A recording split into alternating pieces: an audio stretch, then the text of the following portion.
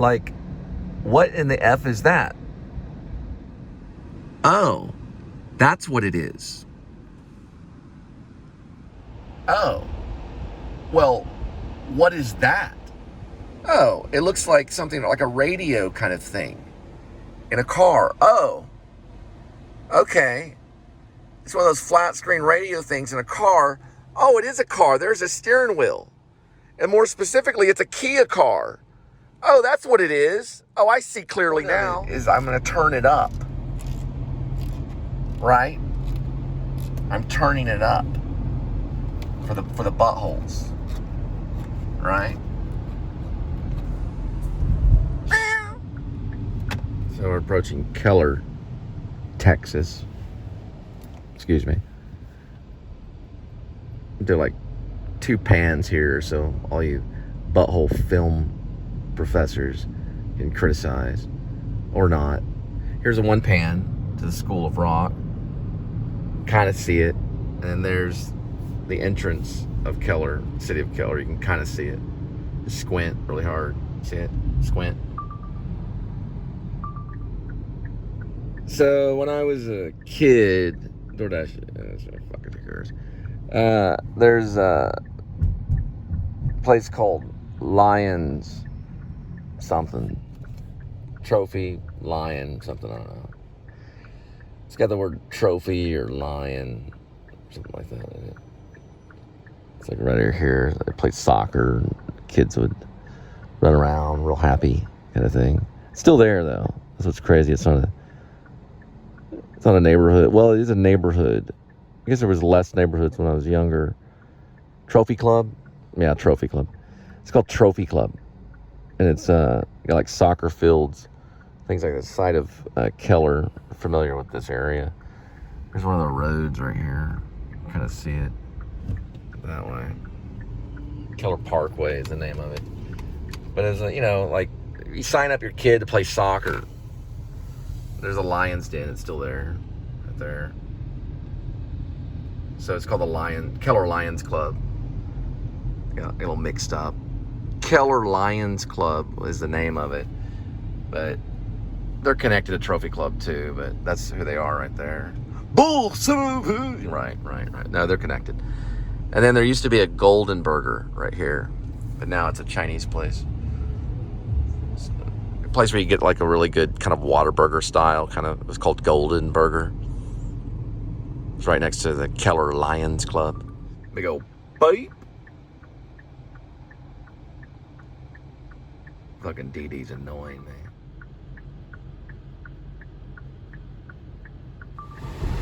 So Keller has an entrance, and it's US 377, and it's Golden Triangle, and also known as Keller Parkway, and that's the memorial. So when you go in, you pass by a big war memorial, and the war memorial is there to remind you that those brothers died for your freedom, and all their other brothers that are still alive can have all the Ford trucks and money and buy up all the property and kick you the fuck out.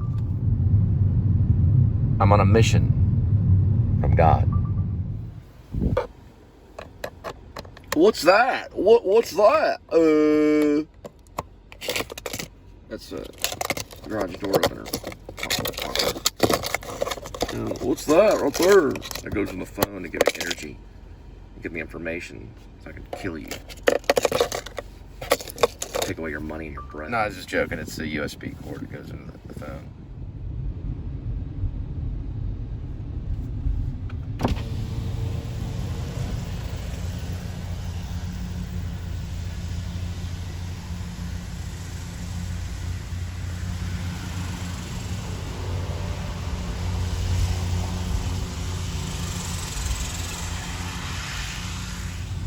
So we're on the, I don't know, Whitney Road, I guess. Keller. I guess if I keep going, eventually we'll run into the trash heap of Watauga. I think it's based on an Indian word, or Native American word, or Watauga. But we're still in Keller. We're kind of in the back road kind of area, awaiting, but I don't know. It's real quiet today. I'm guessing it's, I don't know, like, maybe, was it Wednesday, Friday? Was it Friday? Was it Friday? Like close to the weekend. Look at that American flag. It's like close to the weekend time. 2021. I don't know, like the end of summer, August. Yeah, it's July 23rd. So oh, that's right, my birthday's coming up. Birthday's coming up pretty soon. I'll be 48. So approaching a couple of years, approaching the old 50, the golden age. 48 years old. I feel like I'm 20. Well, for the werewolf. In 800 feet, turn left. Well, for the werewolf film, I got a new app inside of the DD. I wanted to do research on Lowe's. So I'm going to pass by a Home Depot instead. Basically because, well, I don't have time to find a Lowe's, which is very similar to Home Depot.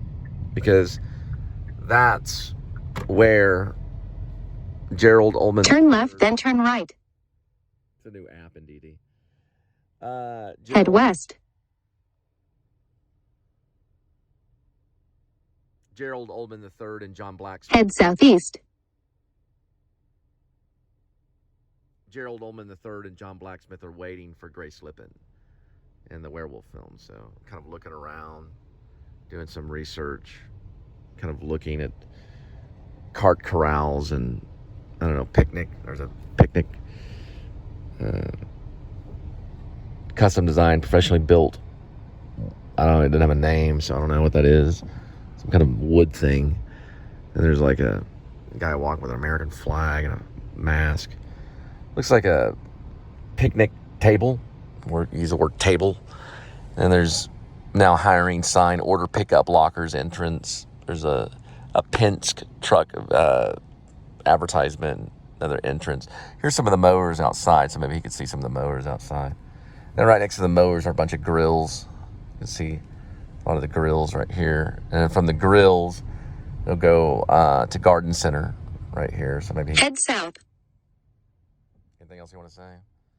Smart Planet Garden Center. So there's all these different garden center stuff. Someone, soccer mom pushing a bunch of soil kind of thing. And there's Garden Center too. Maybe you can go through the Garden Center. And it has, you know, Head west. Smells the Garden Center. Okay. Can you possibly annoy me anymore with this app stuff? Head. Pretty cool car right there. Head south toward North Tarrant Parkway. Yeah, that's pretty funny. Now turn right down this way. Turn right onto North Tarrant.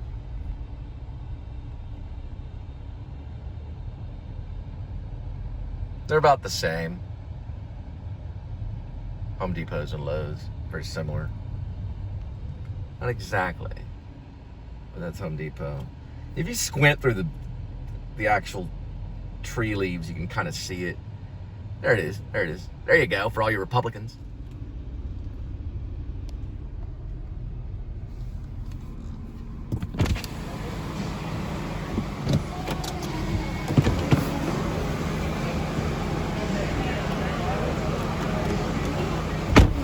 South. All right, so we are pulling up to the old Cotton Patch Cafe. We're just at Sonic, so we got two in a row. Like when you go to one of those massage places and you get two clients working at you, you know. They're like, me rub you down a long time. Anyway, I got two at the same time, so I'm gonna go in at slot 3 right here, see what that's like. Now that'd be trippy. Good old slot 3. 3 massages going on at one time.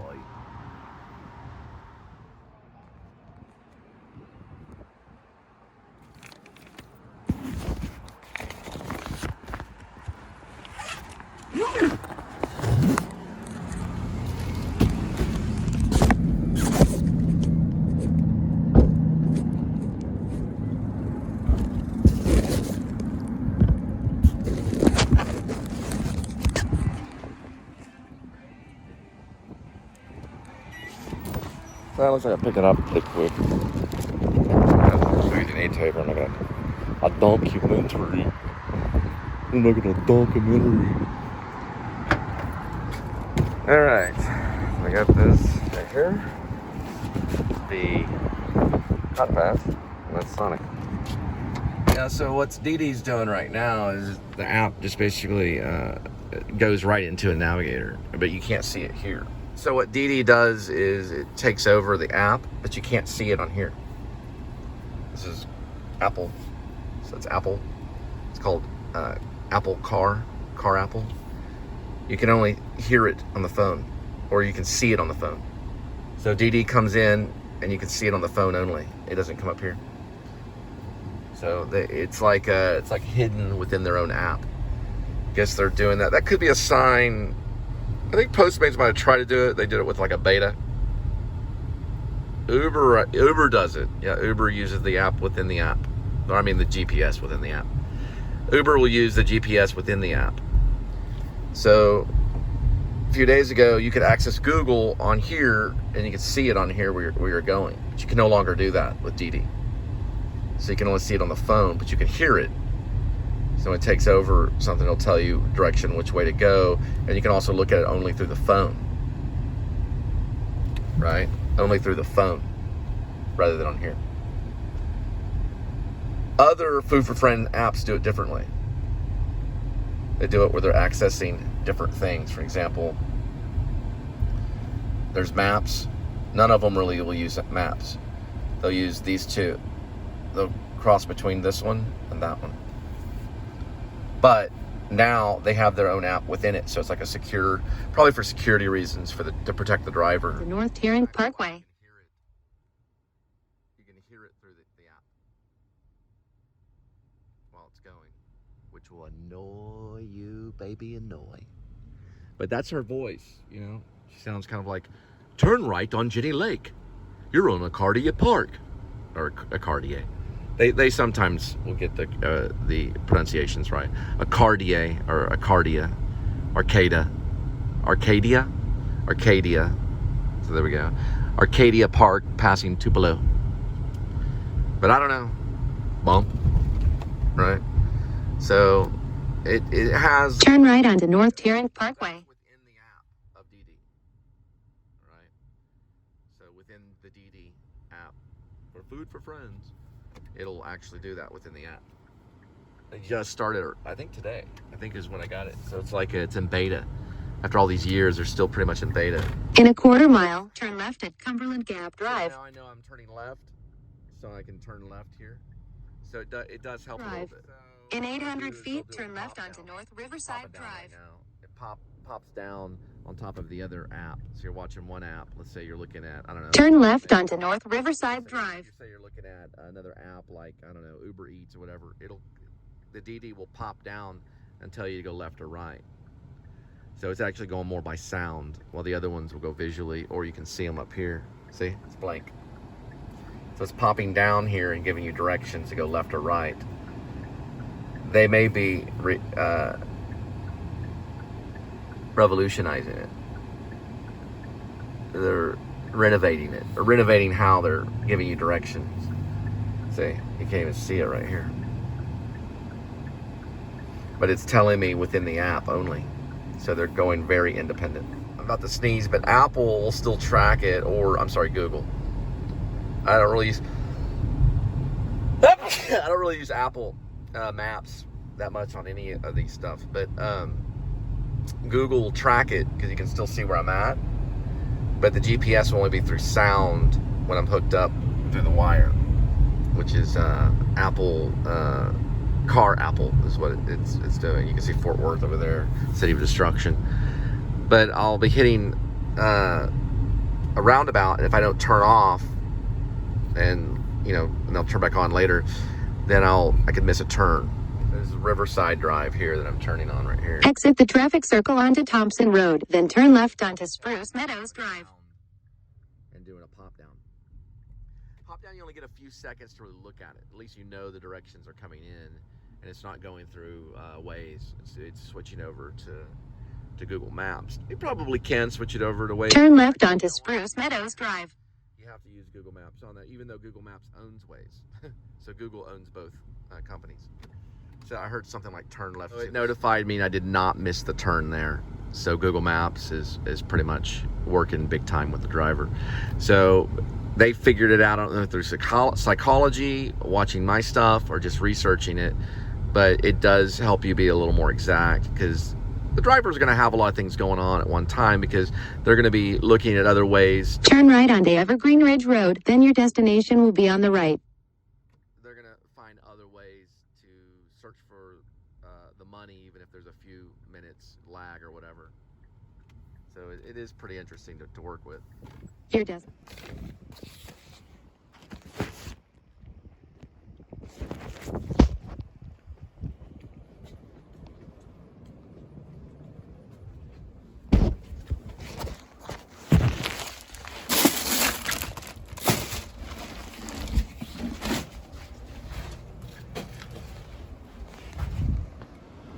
Boy, that's loud. Yeah.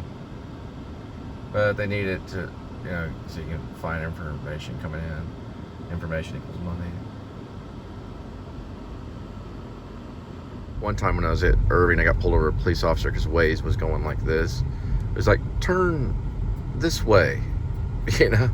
So I turned and I got in the other lane and I was on it. Turn right at Spruce Meadows Drive, then turn right onto North Tarrant Parkway.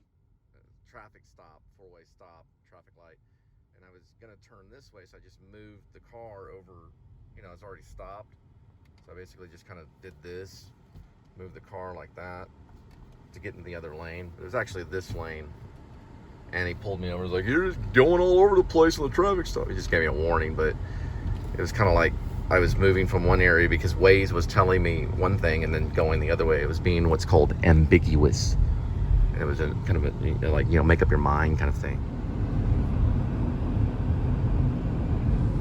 For high school, I don't know, people had areas somewhere, I don't know, Keller, Watauga, something like that. The problem with DD dashing around like crazy is that you're going to be tempted to swipe out of the app if they turn into a navigation, meaning the app transforms right into a navigation or navigator.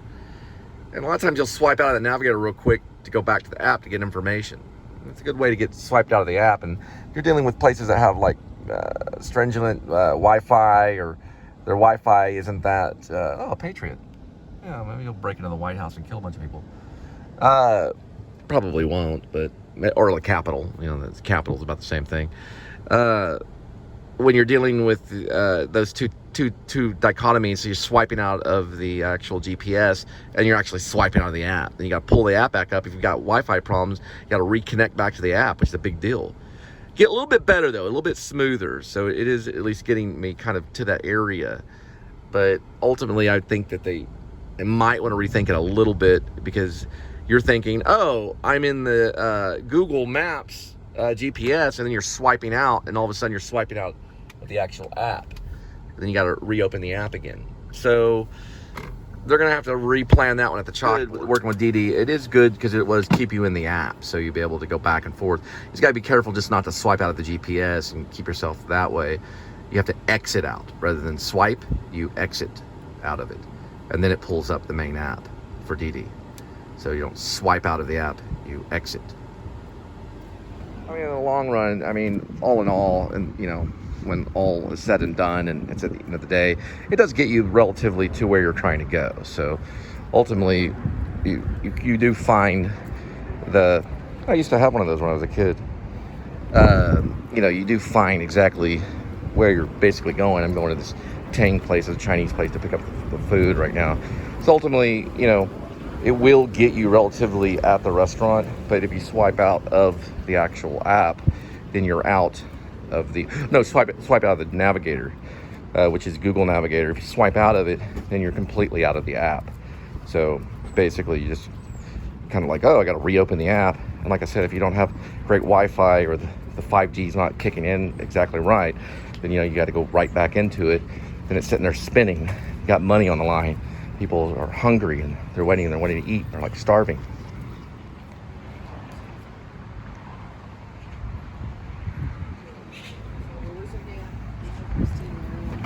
Hopefully I got it right there.